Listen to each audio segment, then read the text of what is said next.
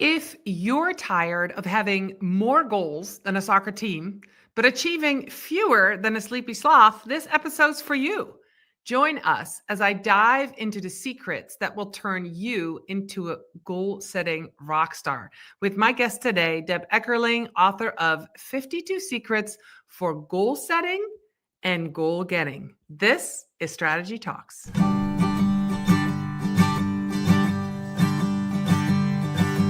Let's strategize together. Let's hear it from an expert. Join the conversation, it's informative and free. You and me, let's talk some strategy.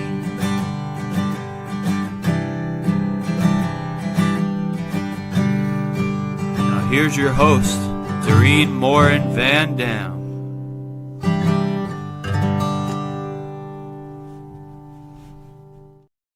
Hello, everybody. Welcome back to another episode of Season 4 of Strategy Talks. I am so glad that you are here. And once again, I have a strategic thinker with me that we're going to talk about goal setting and goal getting. And I'm so excited to introduce you, if you've never met her, to my friend, Deb Eckerling. Hi, Deb. How are you? I get to talk about goals with you, so I am fantastic. Thank you so much for having me. Oh, that is wonderful. So one of the reasons you've been on Strategy Talks before, and we have talked about the Deb method and goal setting before, but you have a brand new book out. Can you tell us the name of the book and just a little bit? Oh, there it is. Awesome. So tell us the synopsis of the book. Thank you. It is called 52 Secrets for Goal Setting and Goal Getting, how to stay focused, grow your network, and get more done in less time. And it's 52 secrets. Before the book, I interviewed 60 achievers in business, technology, entertainment, food, of course, food, and other creative areas. And I asked a simple question: what is your secret for setting goals or getting goals? And so the book has 7 sections, and the first one is focus. So it's all about, getting in the mindset. And then we go to, let's see if I could do them in order by heart: well-being, action, networking, communication, productivity, and leadership and teamwork. So I did almost all these interviews were done via Zoom. There were a couple via email, but the whole idea is the secret to success is there is no one secret. So I gathered a bunch of secrets, organized it in a way that's sort of like a choose your own adventure. What do I need to know sort of book where you can go to either the section or the advice that you need to get out of that rut or up level your career or your business. So the book is basically all strategy, and it's, by the way, awesome. Well, I can't wait to read it. I know it's on its way to me, so that'll be very exciting. And as a strategist, I love goal setting. I usually, at the end of each year, November, I start looking for what did I do this year? Where am I now? What do I want to accomplish next year? And I set some goals. And if you're a listener to Strategy Talks, you notice that it's the same jingle. But if you're a watcher of the live show, you might have seen a little bit of a change in this intro video, where I really want to promote to all of you that we are talking to strategic thinkers. And Deb, you certainly are a strategic thinker. So let's dive into goal setting and goal getting. How do you think, Deb, the principles of goal setting from your book, how can they be applied to help businesses align their objectives with, let's talk about vision and mission first. Vision and their mission. How do these goals, how can that work together? You mentioned how we've talked about the Deb method before, which is my system for goal setting simplified. And my firm belief is that you can't get what you want unless you know what that is. And one thing the Deb method does that other goal setting air quote experts don't, they talk about reaching things. I say you need to set that foundation so you are working towards the right things. And I believe that's, like I said, the essence of everything. So it starts with the D's: determine your mission. You can't get what you want unless you know what that is. So like I said, in the book, the first chapter is focus. And for that, it's talking about, gifting yourself time, like to do the work, to figure out what it is you are building. I'm going to mash up different people without attribution, because a lot of these principles are really, I don't want to say same, but similar, but it's, you need to find the passion behind your purpose. You need to be consistent. So all of these things are addressed in that focus chapter. It's about, okay, what am I creating?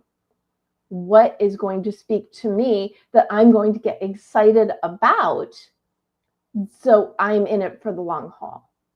That makes a lot of sense. So if we think about that with the mission and the passion, can you give us an example, maybe in your personal life or from your book, where a goal setting strategy helped you overcome a common business challenge, maybe managing your time or prioritizing tasks, like getting this book done and published? Okay, wow. I've got, and I knew this question was coming, and I have like 5 different answers. I think really, and let me use one from my own life first, and then we can dive a little bit more into it. But I created the DEB method because I had been working for a company for years, doing communications and project management, and that was going away. And my mom said to me, "You hate SMART goals. Why don't you create something with DEB goals?" And it turned out the system that I had been coaching on and teaching for years worked perfectly with my name. Determine your mission, explore your options, brainstorm your path. So I took the principles that I was teaching and applied it to myself. And I think especially for people in the marketing and business realms, if you're not treating yourself like your own best client, you are missing something. There is a reason that you teach certain things. You always do better when you do the things, and this is, great part of the book. It's not just their secret. They share an example and or an anecdote about how it applies. So the purpose being, do the things you tell others to do, look inward. You're going to be way more successful than if you feel like you know better than yourself. Wow, that is really deep. If you're listening to this, if you're watching this, I think, Deb, that is a great reminder for all of us, right? And for example, I tell people to do short form video, right? I talk about it a lot, but if I wasn't creating short form video, would you listen to me? Would you believe me? Maybe not, right? So yeah, I get it. And if I teach strategy and I do strategy for people, but I don't have a strategy, what does that say about me? So I love that. That's a great example. One of the things that this is a side step from what I was going to ask you, but I heard you talk about business goals. And talking to marketers specifically, and this is something we run into often, whether you're a social media manager, maybe you're a community manager, and you're tasked with setting goals, but often it's an impossible task. And it's because you don't have the business goals. You just have the social media goals. And so what would you say to somebody, and this is just a side question, but if somebody doesn't have the right goals, how do they approach the right people to say, hey, in order to set these goals or to accomplish these objectives that you are wanting me to accomplish, I need to know what your goals are. Is there a good way to do that to not make people feel bad? Or what does that conversation look like, Deb? And I know this is completely a side conversation, but let's talk about it, because I know that as a marketer, I'm often, told, oh, we just want more likes, or, oh, we just want brand awareness.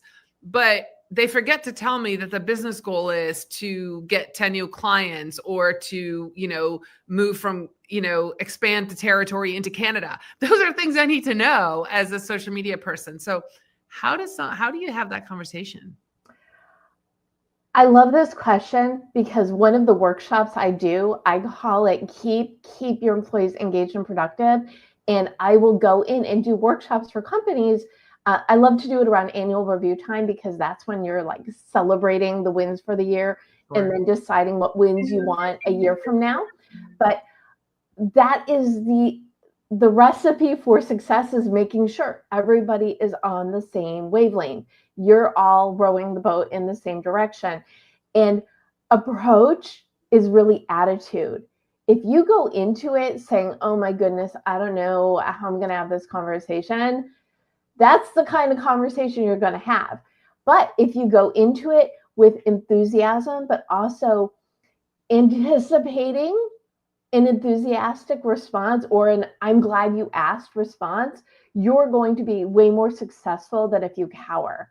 So if you're approaching the big boss and be like, I am really thrilled to be working with you. Can you give me a little bit more perspective on the company's short and long-term goals so I make sure everything I do is in alignment?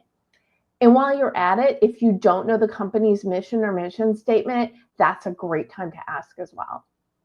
I love it. Okay, so that's really good. So take that to the bank, everybody who is in marketing and is working on 2025, objectives, KPIs, but you have only been giving marketing goals and really don't know what direction the business is headed.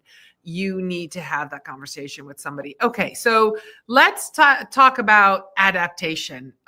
Things change all the time. Look at what happened in 2024 with AI and what's happening now. I mean, it's like crazy, right? So how can strategies from your book, Deb, help marketers adjust their goals in response to changing marketing conditions? You mentioned change, and remember your goal guide, a roadmap for setting, planning, and achieving your goals. My book came out in January 2020. So 6 weeks before we all got collective change by circumstance, out came this book to help people embrace change by choice or circumstance. So I think the first step, I feel like I don't know the stages of grief, but I believe acceptance is the first one. And I think knowing that change is inevitable is the first step. And like, okay, I got it. I mean, I used to say, when you think about long-term goals, think 10 years from now. Now I say 1, 3, or 5. And even that feels like a long period of time. The way the book is mapped out is that you can go into any section for inspiration. So let's say you're having communication challenges. So there is and a lot of these tips could have gone in more than one section, but I created a networking section, and then the next one is communication. And if you're stumbling, I'm going to just do what I said. I'm going to go to just something. Okay, I'll just go to the first one, which was Dana Steele, which is be able to say what you do in 3 words. If you are shook up by everything that's going on, go back to your core. Remember what it is you do and why you're doing it, and then pare it down. And the other thing is I talk about the mission and motto. You need your mission statement and then put it into a 3 or 5 word motto. Is similar but different. Brain dump all the things that you do and then shorten it until you really can identify and articulate. The other thing is that Dana talks about is you want it to be something you do that's going to inspire another question. So okay. If I say goal setting simplified, I guess it's not as good of an example because people ask what I do. It's goal setting simplified. Changing your life is challenging enough. I made the instructions really easy. Oh, how do you do that? Okay, I believe the example Dana used in the book is her nephew's. What he does is he's an engineer, but he breaks things. What do you do? I break things. So if you are flooded with too much information and no idea what to do next in direction, really pare down what you're doing to its essence and make sure that message is coming across in all of your communication. I love that. And that's really what's happening to, I think, a lot of us marketers, right? With AI coming, what is the core? What do we do? There, are you a content manager? Are you a community manager? Are you a content writer? Are you a copywriter? Are you an SEO specialist? You know, like dive down to what you do, what the core of what you do is, where your expertise lies. So I like that answer a lot. I think that will help all of us. So can I do one more like little yeah, add-on example? absolutely. Absolutely. Let's do it. Because well, and I'm remembering back, and you know this as well, as I am a former non-cook who is now also a food writer and food podcaster. And my first two books were self-published. My second one, and this is really funny, it's 51 Secrets, but not 51 Secrets, Write on Blogging, 51 Tips to Create, Write, and Promote Your Blog. That one I did 51 because 50 was too normal. The 52 of this book is, more about the weekly. It never occurred to me. I just think it's hilarious that I've got one title is 51 and the other's 52. But that's not even the point. When I talk about blogging, in that book, I say, everybody and their brother has an idea. Right. And all of them know people who love food. And there are a million different kinds of food blogs, but you need to really hone in on your specialty. It doesn't matter that other people do what you do. Right. What matters is you are taking your background and your experience, and that really applies to everything. So my approach with my food stuff is I am a former non-cook, really enjoying these bite-sized conversations about food, cooking, and community. It makes me unique because, and I have met a couple other former non-cooks, but how many do you know that gets this into something? So I wear that badge. So think like a badge of honor that it is.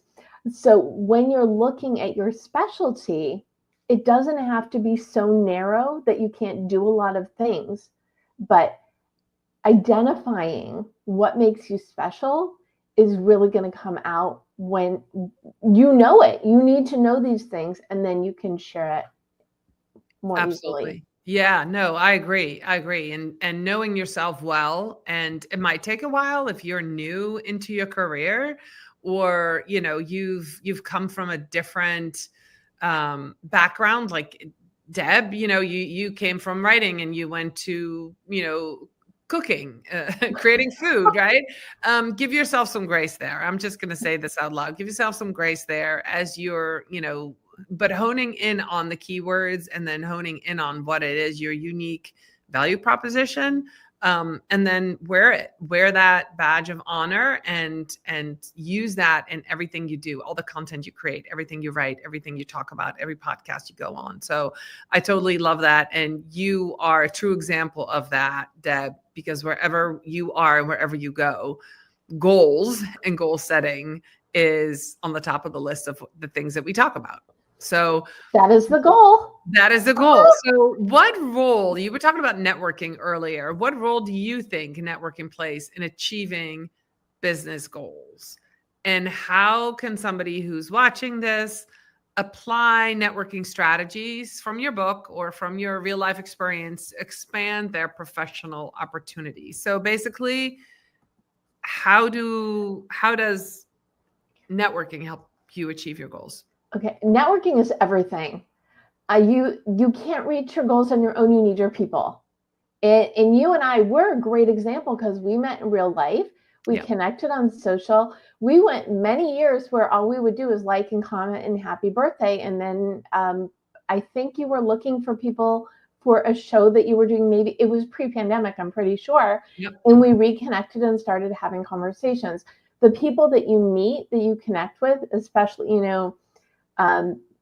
as soon as I meet someone, I will do a LinkedIn request because that's your Rolodex, to use a slightly outdated term. If I need someone to fill a slot in my show, I will go on my LinkedIn and I will put in a keyword and see who pops up. But even in a more specific example-y thing, my book, 52 Secrets for Goal Setting and Goal Getting, it is the perfect example of networking. Every single person who shared a secret in the book is someone that I know. They're a friend, there's someone I've interviewed, or there's someone that I interviewed said, oh, you need to talk to this person because I want to know what their secret is. Mhm. So this is a book of all first degree connections, which is really the purpose of networking. So you Right. have the people and the information you need at your fingertips. Networking actually, let's go back to the table of content. You know, we've got Bryn Tillman and Bryn, who I met through our friend Vivica Von Rosen, sent me to like 5 other people, and one of those people sent me to Guy Kawasaki. I mean, this is just an example of networking in action because I really wanted to include him. He's the afterword in the book. But Bryn's secret is, where are we going? Leverage your network's network. I mean, of course, but the way that Bryn talks about it, she shares, now this is the way that you really utilize your time effectively in tapping into the resources of the people in your network. You know, a really good example, I've got Liz Hyman's in here, and she talks about networking as an introvert. So you have to do it because we don't live in a vacuum. It would be very dusty. Sorry. We need to, the people who you need are out there and they're at your disposal. So it's almost like, it's like a gift to them when you can say, hey, do you know this? Can you help me? Or do you know somebody? Because they also know that they can reach out to you if they need something from you. Well, it's reciprocal. And yes. And that's if you haven't figured this out, if you're in marketing and you keep all your people close to your chest, other people aren't going to share their people with you, right? So it's, hey, I have a referral and I'm looking for you. Or, you know, like I had an amazing guest on my podcast and she was asking about you. Could I introduce you, right? Most people, when you set it up nicely and you do a genuine, honest request, they're not going to shut you down. They're going to be like, sure, right? Because that's what it's all about. Because you know, they might come back and say, I see on LinkedIn that you know this person and I've been trying to get them on my podcast. Would you make that introduction? So, you know, that networking piece is definitely reciprocal. And I think if you're genuine and then remember that part, then yeah, I think it's pretty amazing. It really, in my book is just, it's the perfect example of that. Yeah. And what I would say to people, and usually when I'm in networking meetings at the end of the meeting, I'll be like, is there something you need? Any resource I can help you with? And 9 times out of 10 or more, they will answer and then ask you the same. When I was doing the interviews for the book, I would end with, is there someone you know who you think would be of value to add to the book? And like I said, some of them said, oh, you need to interview so-and-so because she does a gazillion different things. I want to know how she does it. Or, oh, this guy, he would be perfect. Let me do an intro for you. And I gave the requirements are, and I was saying this and I realized it's the same thing. They would have to be someone I'd be friends with, and they'd have to have a giving spirit. And then it occurred to me, same, right? Of course. You only know people have giving spirits because you're a giving person. That is how that works. So if you're wondering, if you are listening, if you're watching this, if you're watching Strategy Talks with Deb and you're not meeting your goals and you're frustrated, think about what have you done for someone lately? Honestly, that should be some reflective stuff. What have you done? Can you share some kindness? Can you make an introduction? Can you write an unsolicited reference for somebody? Can you give somebody a LinkedIn recommendation without them having to ask, right? Do something kind and nice because things will flow back to you. Things that go out will come back. It's ebb and flow. So I love that. So we don't have that much time left, but I want to get into leadership. Goal setting for leaders, right? If you're a leader and you set goals for yourself and your team, how do you get your team to accept those goals and to help you reach them? Is there a magic formula? I think when you were talking about your chapters, there's one about leadership in there. There is. And I put leadership and teamwork together. Okay, I love because that. I feel like that is the essence of if you are a leader, you are also a member of the team. And so Susan Feniger, who's a chef in LA in the Southwest, and she's done a lot of TV, so you may have heard of her from there as well. Her secret is let your team know that they matter. When you're treating the people on, and she talks about how, she'll, just because she owns these restaurants does not mean she's not going to wash dishes if they need to be washed, or peel garlic, or whatever needs to be done needs to be done. And by doing that, you meet your team, you get to know them, you find their assets. And she tells great stories about how she uplifted people who came with little or no experience, and how they elevated their lives, their careers. Why? Because they work for someone who is big on communication and supporting the gifts of the team. That's really, it's back to, you can't reach your goals on your own. You need your people, Right. but you also need your team. Let me see if I have another really good, Brenda Knight, who's my editor at Mango, who this is, I'm going to tangent, but I'll come back really quickly. I promise. Okay. Brenda, who I met when my agents sent out the manuscript, the book proposal for the Deb Method, which was released as your goal guide, I got on the board of Women's National Book Association in San Francisco, even though I live in LA. She's like, Deb, when are you going to join the board? I'm like, okay, fine. And through these activities, I said, Brenda, when are we going to do another book together? And she said, let's start having conversations. And we're both rules girls. There are certain things that you do on the regular that is going to improve your life, whether it's personal or professional. And that was the seed that evolved into this book. Brenda's tip in the book is mentor your replacement. So going back to the giving spirit, bring people under your wing and educate them, and so they can even surpass you. Give them your knowledge. What are you hanging on to your knowledge for? What is it going to do if it just lives in your brain? And so you asked about the role of leadership and teamwork. It is communication, it is sharing, it is uplifting, it is giving your people the information that they need so they can do the job, and the job better.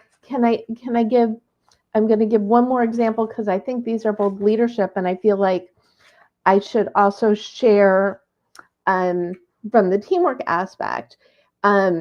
Successful projects are a combination of our hard work, creativity, and a positive attitude. And this one came from my friend Dylan Hennon, who's an actor. And the ecosystem of a movie or a TV show, it's really the ecosystem of any business. Everybody has their role. You want to give people what they need with the positive attitude, with that good energy, so everybody is in a position to succeed. Fantastic. I love that. And I love that we ended with the leadership and the team, because you're either on a team or you're a leader with a team, right? So this applies to you wherever you are, and that giving spirit and that sharing your knowledge. I absolutely love it. Well, I'm going to show underneath, I'm going to have a quick ask. If you're been watching this, following the show, connect with me on YouTube. I'm going to go all in this year on YouTube. Subscribe to my channel, and then I'm going to change over my channel. By the way, if you're listening to this, it's Doreen Morin-van on YouTube. You'll find it. That's where Strategy Talks lives. And then I'm going to give you the link to Deb's book, 52secretbook.com. So check out Deb, connect with her. She is a great person to know, a great friend to have, and just a wonderful person to network with as well. So make sure you do that. Deb, I'm going to let you give the last few words. What do you want people to take away besides taking your book? But what do you want to take away from a conversation about goal setting that can make a really big impact in their life in 2025? Oh, so many things. And first of all, thank you so much for having me. Everything you said about me, ditto to you. You are absolutely an amazing human, great to network with, and great to reconnect with you. So thank you for the opportunity. For those who are at a loss, I think the best thing you could do is gift yourself the time to figure out what it is you want, because you can't get what you want unless you know what that is. But if you really want to succeed, start by thinking about your wins. What is your big win from last year? Now decide, what win do you want to be celebrating a year from now? So get that energy from the win and use it to propel you forward. This book, it's like a choose your own adventure. The advice in whatever area you need is there when you need it, at your fingertips. So use that, go through, see what works for you, take them for a test drive, and find the different actions that are going to make a difference in your life, your choice. It is all within your control. So I wish you the best of luck as you really get down to the nitty-gritty and work towards your goals in the new year. Wonderful. Well, thank you, Deb. Thank you for all of you who stay to the end. Thank you to those who listen to Strategy Talks as a podcast. All the links will be in the show note. I appreciate you being here. I'll be back next week with another episode of Strategy Talks. Bye, everybody.